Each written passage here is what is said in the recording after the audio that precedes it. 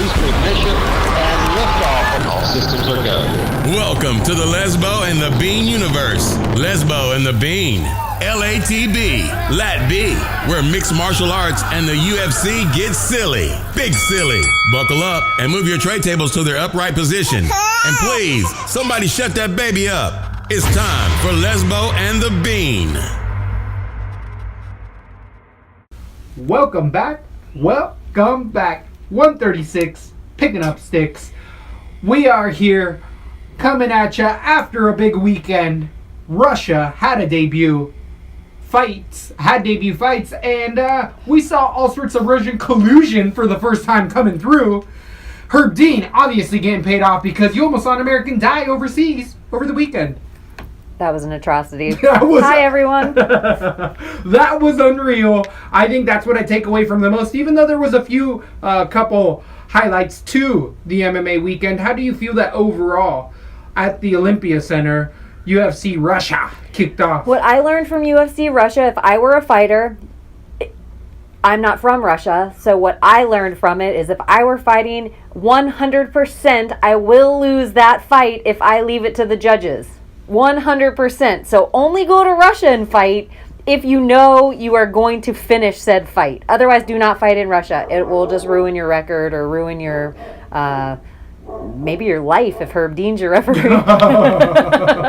Poor CB all the way. But I don't see that hate, or not hate necessarily, the outcry. He survives jumping out of an airplane at 30,000 feet only to get Herb Dean in the octagon. Oh, wait, is that CB Dalloway? No, CB survived elevator slipping and being trapped on an elevator. What is the guy that jumped out of the airplane that they still never found? He jumped out over Oregon. Oh, DB Cooper. Oh. We regularly get DB Cooper confused with CB Dalloway here. At LaTB. I can see. White guys, they all look like. What MMA podcast may get CB Dalloway mixed with DB Cooper? It's Lesbo and the Bean. Just so you know. But the weekend had a few highlights.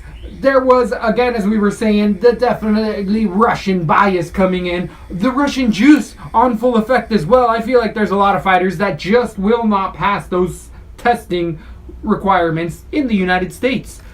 I totally agree. So we started off the night, though, with Dakishvili versus Tyrion Tupperware, where has not had any favors in the UFC, fighting all top-level competition. Dakishvili ended up running away with this fight. I was hoping that takedown defense would hold up more. Unfortunately, for Tyrion Ware, it did not. And 4 in a row at a lightweight division, I just don't see how he doesn't get his walking papers, unfortunately, for Ware. I think he can do one of those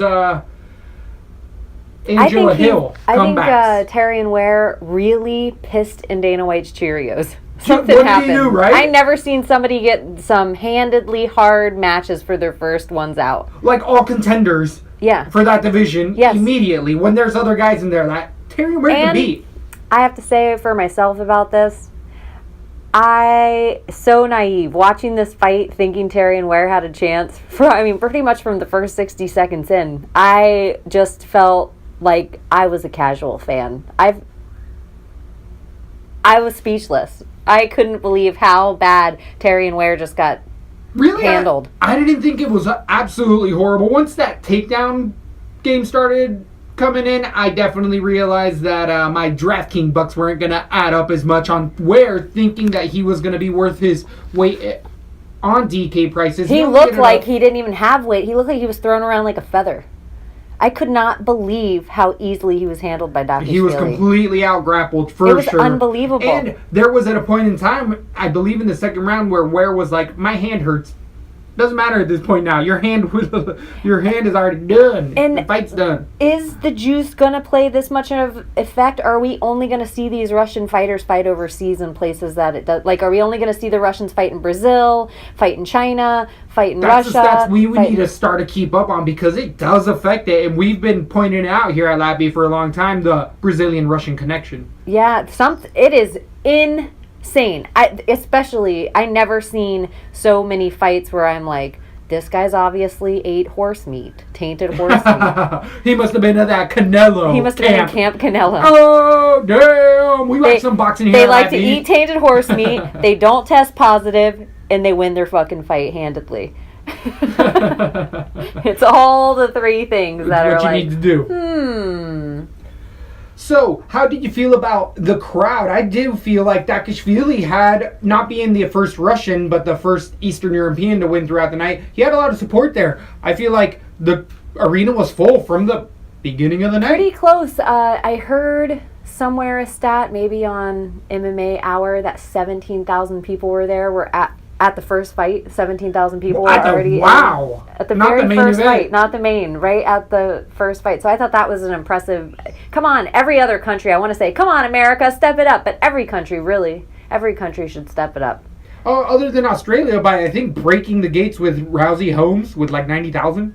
And they were there early, but they also broke the gates because it was held in the biggest place. In the biggest, yeah. And everybody who talked about it is like, I paid $300 to still be in the nosebleeds. Like, it was crazy. Our fight, if you were a UFC fan coming from Russia and went to our Orlando card, you would have been embarrassed for UFC fans.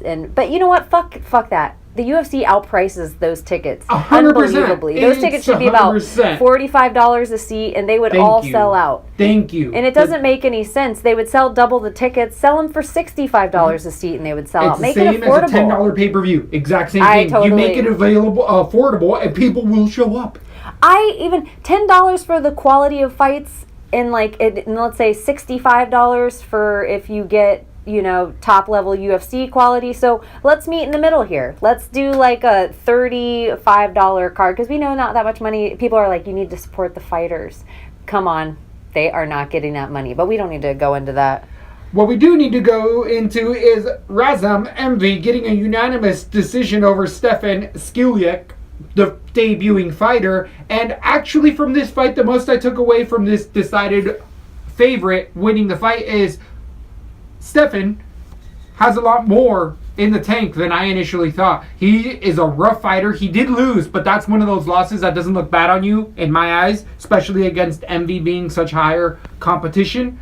I really like Stefan there. I know he lost, but debut, I feel like he could get a couple other wins in there, especially now that he knows what it takes to get into the UFC. Envy doesn't really go anywhere because he was fighting a debut fighter with multiple fights under his belt already. He just kind of stays stagnant for me in the division. I do like the addition of 170. I do think Stefan is going to beat some guys in there. How did that fight turn out for you? Yeah, I was actually kind of impressed with what I saw from Stefan, and Envy is exactly what I thought, and I don't see him moving. I think he said everything with that. I was just looking at the flags of the winners and losers of the night, just pretty much going up, and it looks like an Olympic podium. It really is. One of the few people to get a win going across the pond was Jordan Johnson versus Adam Yandev. Yandev looking like a freaking horse himself. He didn't even eat the meat. He's putting the horse meat straight into his muscles. You have to feed a carrot to him flat-handed. He's all like... But as we were saying here at LaTB, throws with a ton of power, but semi-rudimentary on the ground and tends to gas, and you can see into that second round, the wrestling really adding up after the first round for Jordan Johnson, that triangle choke coming in quickly. In that second round of 42 seconds, Adam want nothing to do with it. And I'm going to fade this guy unless he gets in there with a chinny fighter. Yandev, I just didn't like anything I saw from him. No gas tank. I have a question. Is Yandev the only man in Russia that can't wrestle? He's a judoka. Is he the only dude in all of Russia who doesn't know how to grapple at all? I don't know about that, because Jordan Johnson being an Iowa wrestler, he's coming out of an elite wrestling Iowa is known as the Russia of America. Yeah, as they're coming out there and bringing out monsters. But I really liked what Johnson looked like. Only competing with Michigan, really. It's like Iowa and Michigan when you think of wrestling. True. I don't know. I'm totally no, there's a couple others. There's a couple others. I'm totally naive. Like, you got to say Oregon now. They're stepping up with a wrestling game. Yeah, but I think you were pretty spot on with Iowa, Oklahoma, and Michigan. Yeah, those are probably tops up there. But what I like... Oklahoma's license plate for real? This is for real. I just have... Oklahoma is okay. I wanted to say something horrible, but it's too close to 9/11. I don't want to go down that way. Oklahoma is okay. It's just like, that's the best you got. It's okay. The biggest thing I can remember at Oklahoma is they got bombed. Like, that's all I can ever remember. Oh, the Oklahoma City That's bomb. all I can remember. Oklahoma is the bomb. Yeah. Boom! Moving back to Jordan Johnson. What I did like about him is he looked in shape. He did. They got good wrestling. And he came at it. He really used that IQ well. He was not even trying to stand with him. But Big Johnson, did in other fights look like he had some of that pudge. Some of that little fat boy pudge. And this fight, he looked lean and mean in a good gas tank. Think he's going to go a lot further. Very Usman-esque in that grind style is what I liked out of Johnson. Yeah, he beat a guy yoked up on the juice. Yep. Then we had Magomed Ankalaev coming in against Marcin Parchinho. Parchinho we saw here in Orlando. And if Zam Alvey can put you out, a lot of other people are going to be able to. And Ankalaev especially at was this able division. to do that. I think it was Sam Alvey's first fight at 205. 205, yeah. So. And Parchinho ended up just showing his not well-roundedness. I mean, he is a guy who used very rudimentary techniques to really beat people with his athleticism and his prior experience. Being a top Polish prospect, I do think I remember seeing enough cans out there, and we saw Ankalaev just not go through him like a hot knife through butter. Parchinho had nothing for him at any point in time. Ended up leaning right into that head kick, and it was... Did he partially block that? Did it start off with punches, and then it was the kick that finally got him to the ground? Parchinho is actually one of my least favorite Polish fighters. I would agree with that. And he was on his back foot the whole time. Yep. And he just... Ankalaev just slowly cut off the octagon until there was no more octagon left, and then bip! Yep. It was a surgical precision in there. I don't think Ankalaev goes anywhere from here, though. You beat a guy you're supposed to beat. Good job. This is the other thing. How many of these fighters that we are talking about that just walked through their opponent we're only going to see fight overseas? They are going to get super padded records and then come over here with a 20-0 record and... Let's do it, because I got that money moves. I'll be betting all against them. I just have to remember this stuff. Yes, I cannot believe... I listened back to... I don't even remember. Maybe it was like UFC 132 or something, the UFC when Suarez, and I listened back to the show and I'm like, you have to remind me. I have to remember. I love her. She's my favorite prospect in the 115. And I thought it was her, but I couldn't remember. Like the pictures that it's like I need a notebook or something, because with the new people coming up, you almost don't remember. And I wanted to remember, like, oh yeah, this guy, not only did he win his last fight, he fought in Russia and won his last fight. Like, I want to remember that next time, especially for the American wrestler Jordan. Yep, that's crazy. He's really the only non-Russian on the card that won, and I think Dakishvili's from somewhere else. Yeah, as well. yeah, I was about to say, and Dakishvili, He's Georgian, maybe? And there was one more, but we will get to him by the end of the night. Where do you go with Parchinho? Does he even stay in? He's 0-2. No, I don't care if I agree with that. It sucks, but if he's not in the UFC, I would never notice. Now what Parchinho has is, now he can say, even though he didn't get wins, he can go to World Series of Fighting or Bellator and say, well, I was a UFC fighter once, so he does not necessarily have to to go to the lowest level of fighting. He's still in the UFC. You know, he did at fight. 205, a weak division. Yeah. Yeah, good call. And he could be fodder for somebody else in there. That's what I feel like, at least. Yep. Yeah, that's a good call. Then we went to Mirbek Taisumov versus Des Green. The Russian collusion was in. We had a fighter not even get close to weight. Taisumov came in at 4 or 5 pounds overweight. Didn't even try. Des Green made weight. Came in as a champ. Still took a fight because he said, fuck this bullshit. I flew across the world to get a fight. I'm going to fight. And Des Green turned that shit into a fight. Taisumov didn't look like a world beater in there. Just like we were saying here at LaTB, Des Green is a fucking sneaky grinder who is being overlooked. I should have put Des on more of my DraftKings because he paid off his 7,300 whatever it was on DraftKings. Everybody, you had to have a couple unders on there. The Yep. way that the night lined up, all the favorites won exactly what we thought. You had to have a couple of these Des Green picks to, losers that would still score. survive. Taisumov, he is overrated. Clap, clap, clap, clap, clap. When he was at the end of his fight, he made my blood boil when he was calling out like, "Oh, Dana, I am on this win streak." He's not French or whatever. I was about to say, he's not Michael Bisping. Yeah. Oh, Dana White. Whatever. And I don't even think he spoke at all. I think either the translator. Thank you very much. Real quick, I had to tweet this. That translator had gotten straight off of a shift of selling drugs at a nightclub all night long, walked right into the ring to translate. Would you say a nightclub in like the late 90s, early 2000s? Yes, of course. Like he was at a rave? Yeah. He was at a CD rave when you were in high school? Through his shirt that was behind, his name tag was underneath his shirt, and you could still see the name on the shirt. That's how greasy his shirt was. Just saying. He was slime ball. He was a slime bag. And he seemed like he was just putting words that maybe weren't even there. He was grabbing his hair at times and just like, fuck, am I still hungover? Like, he just looked haggard.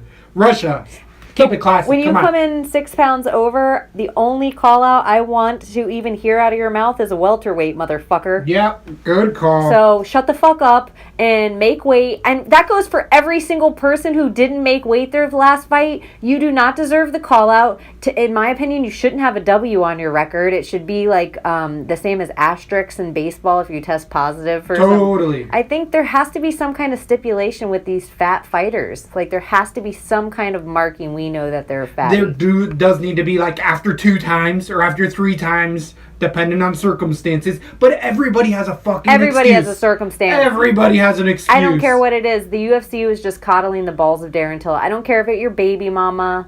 I don't care if it your mama. Like, it is what it is. Your contract is to get in there. Why should the other fighter have to put himself in any extra danger because your baby mama went into false labor? So you're telling me that or whatever, if you're maybe about to die, you should take the... I was trying to bring up Nico Montano saying over the weekend that she feels that Valentina Shevchenko did not want to fight her. That's the best way I could put that. And did you also hear that her management came out because they're trying to save whatever they can, and they were like, you know what? Nico will actually take a fight with Shevchenko's sister. Oh my I swear. Really? Yes. The untested they don't want debut anything fighter. to do with Shevchenko. Wow. And speaking of, since we're talking about Shevchenko, I think there's starting to be another side to this coin, and it's being pushed more by the UFC than the fans, but whatever. Joanna Jędrzejczyk, did you see her in Russia at the interviews when they tried to ask her who she thought was going to win, Conor or Khabib? I love it. And hey, you want to be a jackass media person, you better fucking, it's a job. You better be quick-witted or get the fuck out of there. You think I come to Russia and I'm going to insult Conor McGregor? Why don't you come over here and you stand on this side of the camera and you insult Conor McGregor? Like, I thought it was awesome. It was amazing. I agree. I think Joanna, in my opinion, still handles herself like a champion. I've been calling for her to move up these last 3 fights. I didn't want her to fight Andrade. I didn't want her to fight Rose these 2 times. She should have been a 125er a long time ago, and I think if she starts getting her body ready for 125 and putting on the extra pounds of muscle, we're going to see a whole different Joanna in there. Her and Shevchenko have gone separate directions with their game. Joanna stayed all stand-up with just takedown defense, where Shevchenko's actually worked in takedowns into her game. Totally. I know we're getting totally off topic. I just am excited about that fight. So, what I gathered from all of that is hashtag LaTB coming at you with the Joannist. Joannist. We love it. That should be her new name. That's what I'm saying. It's Joannist. Champion, violence, Joannist. Yeah. Love it. Hashtag Joannist. Here are LaTB. Yeah. I like that too. I agree. I like that. It's smooth. It rolls off the tongue. Then we ended up going to Rustam Khabilov versus Raging Johnson. And Cajun Johnson did everything he could in there to keep a contract. I mean, it was a dirty split. Khabilov, as you were saying, somebody who's over fucking rated, Khabilov barely won a split decision against Cajun Johnson in there, and he was a 4-5-1 favorite for most of the week. That when you were grinding out. My second dumbest pick of the night, in my opinion, was this fight after the first one where I went with Tupperware. Was this one Cajun Johnson looked so good, and in my opinion, he won that fight. Wow. It's just whether the judges. I knew he wasn't going to win that fight. Yeah, exactly. They're in Russia. I just thought he laid. I don't know what the. I think he laid more punches. I thought he looked good everywhere. I thought he had good takedown defense. He looked good enough to keep a contract. I think so, and I would be interested in him as a future Leslie Smith underdog pick in the next fight. Woo! I mean, I don't know who he'd be fighting at this point. I think the UFC should make they think they're going to use him as a feeder. They obviously flew him all the way to Russia and have him fight, somebody they thought he was going to get murked. And I thought he looked really good in this fight. I agree. I totally agree. I'm glad I actually stayed away from Khabilov on a lot of these just because I thought it was going to be more Johnson just staying away and the points not accumulating as much on DraftKings. And that was definitely a good play. Saved me on a lot of spots there for that. 9.5, 9.4. What was he? Yeah, He was super heavy. And speaking of somebody else that looked really good, that is not going to get any credit, but I'll let you talk about the next fight. Is Peter Yan versus Jin Soo San. San coming in short notice, the other fighter to not make weight. But if there ever was an excuse to not make weight, is somebody who's muscle bound, who's like, I'll take it in 6 days. I might not make weight. Are you guys okay with that? Because he told the UFC. And they're like, half the Russians on the card aren't going to make weight. Get knocked out, dude. They're literally fighting in their hometown, and half of them aren't going to make weight. Exactly. And all UFC wanted was somebody to go and get knocked out in there, and Sun was like, whatever, I'll go in there. And Sun showed out. Peter Yan being one of the biggest favorites of the entire night. Highest on DraftKings. Russians are bad tippers. Whoa! A little bit of hate coming in. Maybe that's why I don't like Khabib. I've never had an Irish guy tip me bad. But the Russians. The Russians, man, they're bad tippers. What about Mexicans? Mexicans are awesome. Really? Yeah. And the best part about Mexicans and bars that I've worked at, when they come in, like, let's say a third of their party, of the group of people they're with, get shit fucking housed. The rest of the party takes care of those people. Like, you don't have to worry about babysitting that person or kicking them out. The party over tips for the naughty people. Yeah, the they party, understand. They totally take care of the whole situation. If there's puke, it's cleaned up. If there's trash, it's, they throw it in the trash can. It's super, like, I don't have to babysit the patron. The party takes care of it. But that's not true with all groups of people. Just with what I've experienced in the service industry, working across coast to coast in America, everyone, take it for what it is. Russians tip bad. So, Peter Yan didn't end up giving you any amazing lines in there on your DraftKings. It didn't tip out on the money lines. He did get a decided... Was it a split decision? No, it was unanimous, but... It was unanimous. Soon was eating every single shot and smiling. I don't know what the fuck. He looked like it by the end of the fight. They were in Russia. On Big Trouble in Little China, where... He was all swole. Yeah, he looked like his face was gonna... But he was a happy guy. I really think that translated over into the commentary and the MMA community, UFC's community specifically. I saw nothing but good things. Everybody loves Sun after this. Everybody's like, he got the Venata treatment. Lando Venata is immediately what I thought. Against Ferguson, you got nothing to lose. You're coming in against a potential contender, and instead of going out there and just trying not to lose, you went and tried to win at all costs. Didn't get taken out of there. Kudos. Fun fight. Neither fighter. Speaking of, this trio, one of my favorites ever. I thought they did such a good job. The guys at the table, Felder and Hardy and... Pearson? No. He's the booth guy that's been a commentator only. He's brown hair. He always does the breakdowns with Dan Hardy. He always does those fight breakdowns. But what is his name? We tweeted it out. He's a nice guy. He did it. I don't know. I just thought they did the friggin' awesome job. I agree, and they were cracking me up. Yes, agreed. And the fight pass pacing on point. Other than, I'm sorry. It's at 10:30 on Fight Pass. I'm sitting there at 10:47, just like, what the fuck other is than the start? Woo! I mean, it gets me antsy. Did any fights fall out? That's what I was worried about. I was trying to look at my DraftKings, but by that point, you're like, they close at 10:32, so where am I being fucked right now? And finally the card came on and it was fine. So not that big of a deal. But I'm just saying I had that little bit of a sweat in the morning early on. Then we went to one of the most brutal beatings you will ever see. What about Ever. Jan? Where does Jan go from here? Do you think, in the hard part, do you think we'll see a lot of these guys fight Peter in Yan? the States? Yeah, what do you think? I think that he doesn't really move up because it was a short notice fight, but even with his amount of showcase in there, because Sun made it a fight. Like, it wasn't an easy fight for Yan at all. I think he easily can be in that top 10. It's just that he hasn't beaten any official top 10ers, but it's a top 10 next fighter, easy for Yan. Okay, cool. Where Son is going to be in that top 5, not even in the rankings, but he easily's got 2 fights, easy. Then we go to, again, I look at any other fight in the UFC, you will never see a fighter, I guess other than tapping to strikes, TKO due to strikes by tapping your hands the only other way, but belly downing, covering for 2 minutes straight, not even trying to shrimp out. Like, what else do you need to show in CB Dalloway to show that the fight's over, stop it, ref? The ref's job Tap. is to stop. Is the tap right? But then the ref is there to know when he's I had enough. agree with, this is another thing I was thinking of. Herb Dean, worst.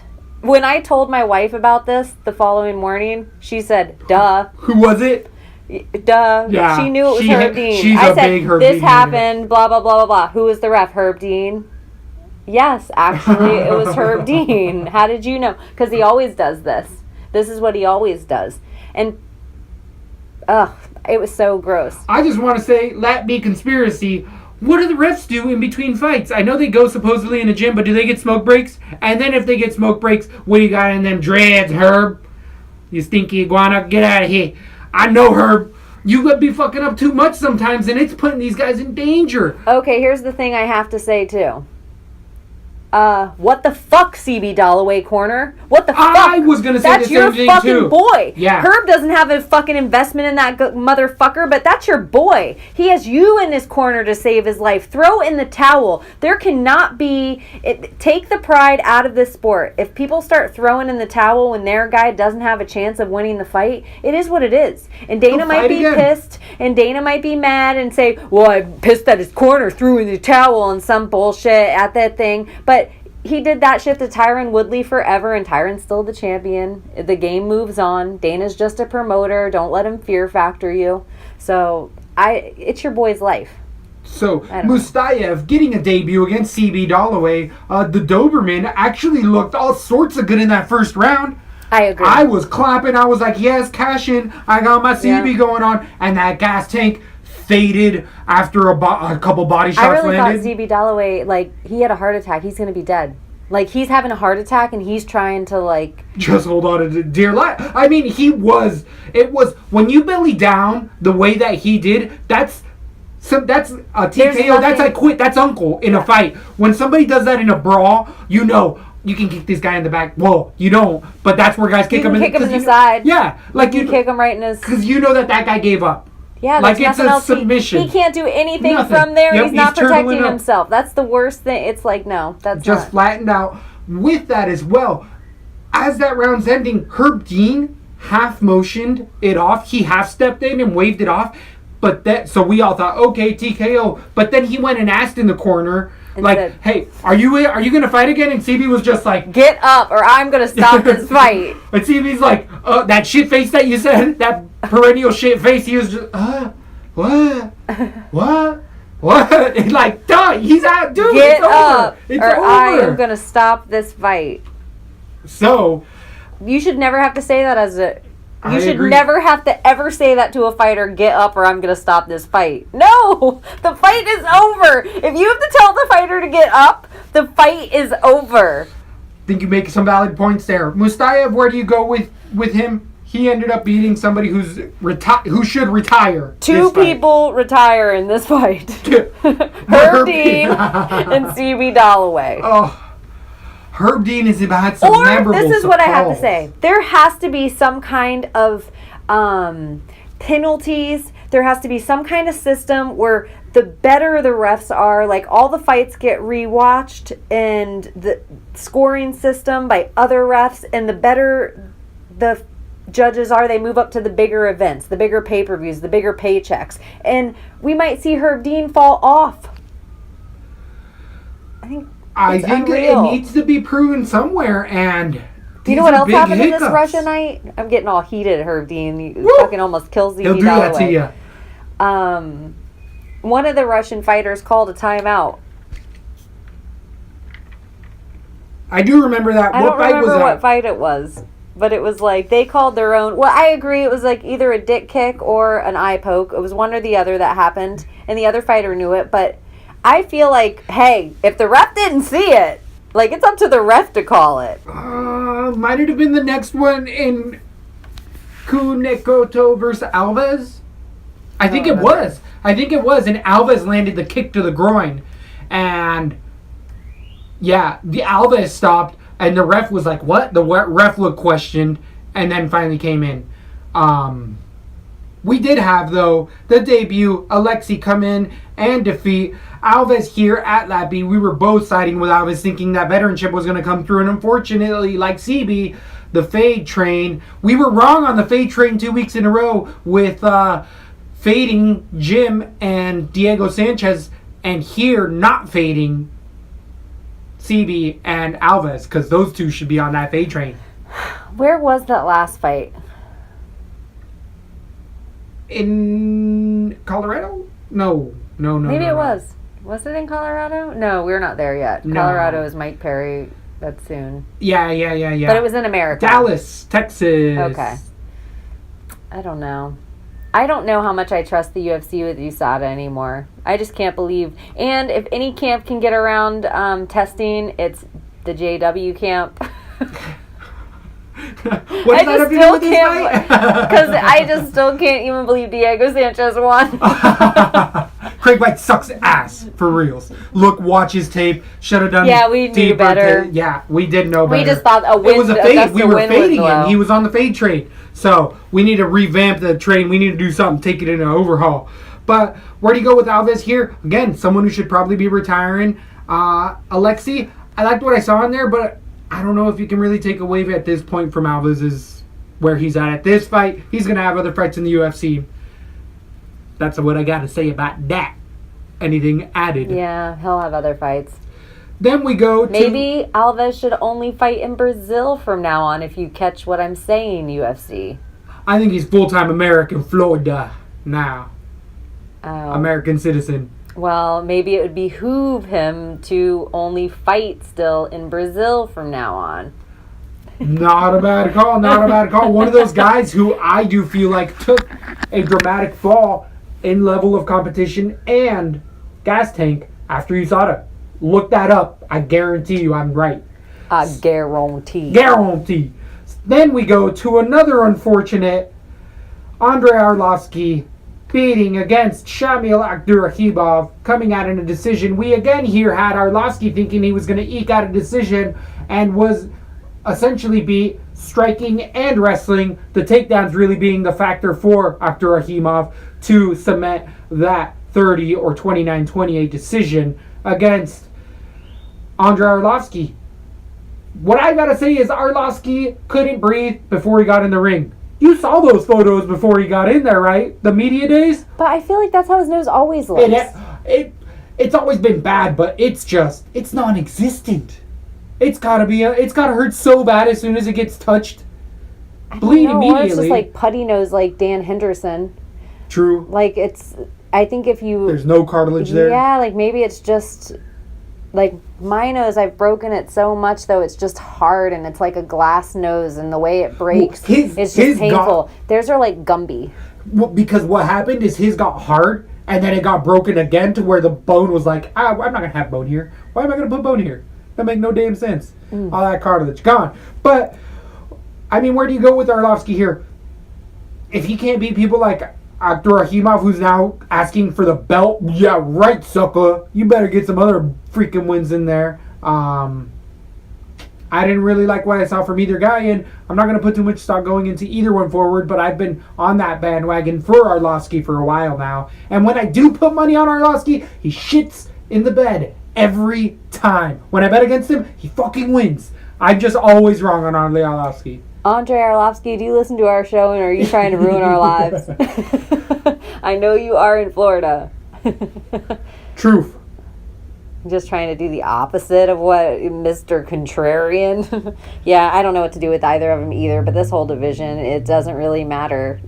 Truth, you got 205ers being the main contenders. Yeah, and that's all I really care about is all the 205ers. Going up I to don't heavyweight. ever care about Brock coming back, and I still don't think he's gonna. I think all that's just chitter chatter so we can get John Jones figured out legally.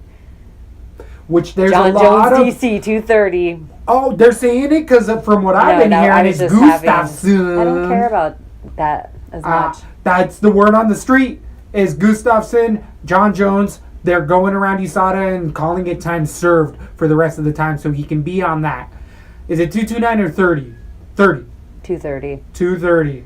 I would rather it be DC John Jones at heavyweight.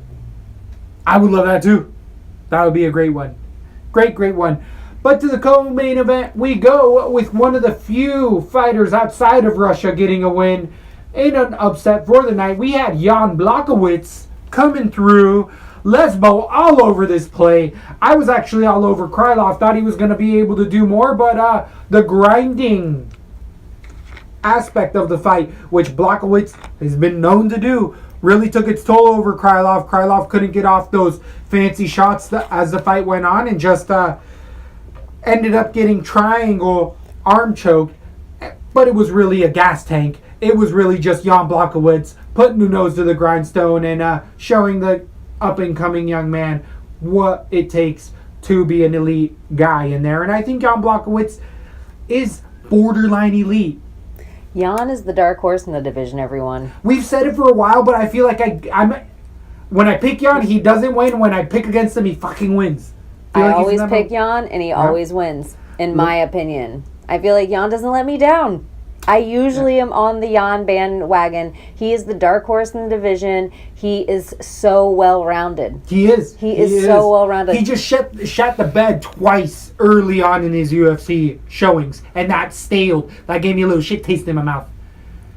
Krylov, on the other hand, he will beat some strikers and will never beat a grappler. I think you have a very valid point there. He's a Nagano. But not as powerful. Or maybe that's the next fight. With more kicks, Nagano versus Krylov? Yeah. That'd be dope. Don't you think that's kind of... It'll make them both strike.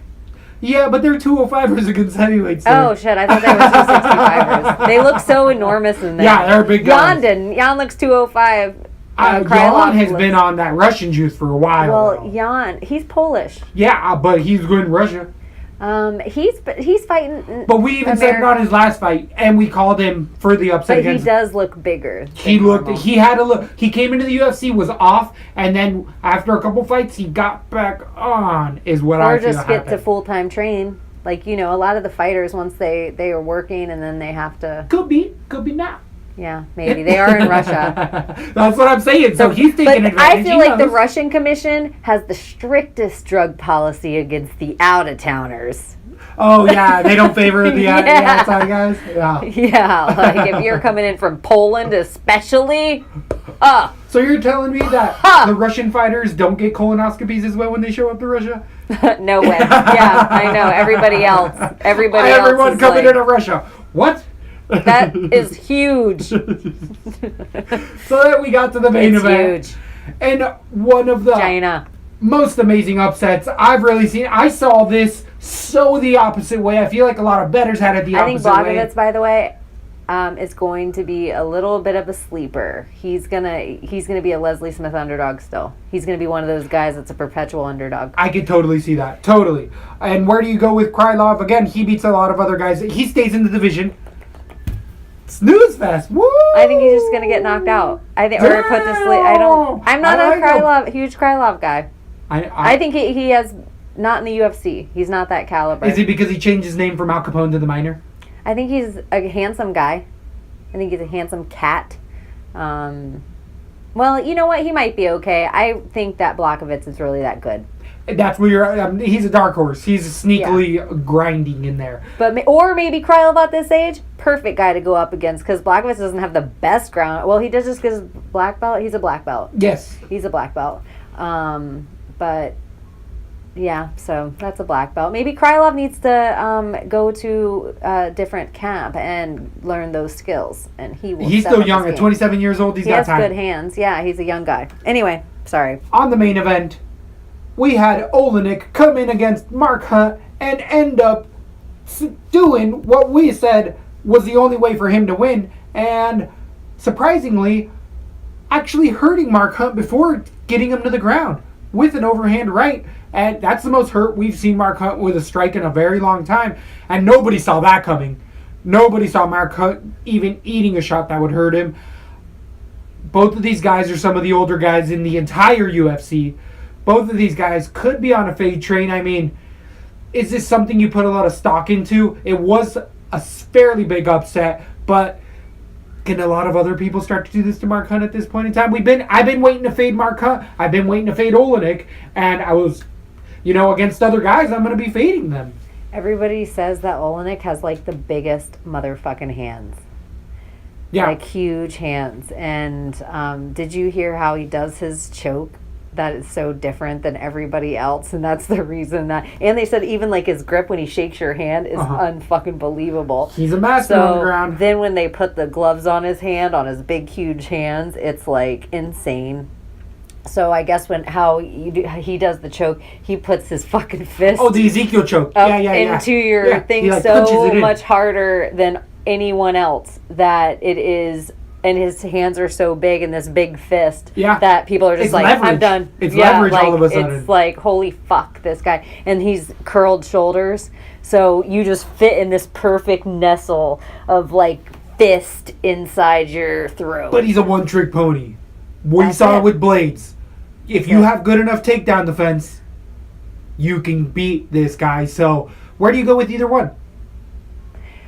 I think Olenek's a sleeper in the division because if you have good enough takedown defense, not a lot of guys are as good as Curtis Blades. Blades is very fucking elite. Oh shit. Francis motherfucking Ngannou Olenek. You can't do that to Francis. Poor motherfucker. No, because if he doesn't get him down, he wins that fight striking. Like, it's perfect, and he's not in danger of worried about getting hit because, unless Olenek's like, ooh, this guy's scared and comes in swinging like a bunch I like of Olenek over him. No, I don't think do that to him. I think a winnable fight, Francis Ngannou versus Olenek, but they want to get a hype train on Ngannou again. They want to feed that beast.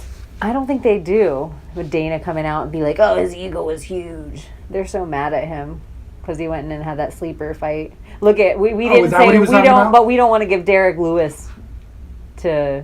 We don't want Derek Lewis to fight Olenek. Agreed. I would. Yeah, I don't think. What about Derek Lewis, Mark Hunt? Have they fought before? Doesn't that seem like a banger? Mark Hunt made Derek Lewis standing tap in the 4th round.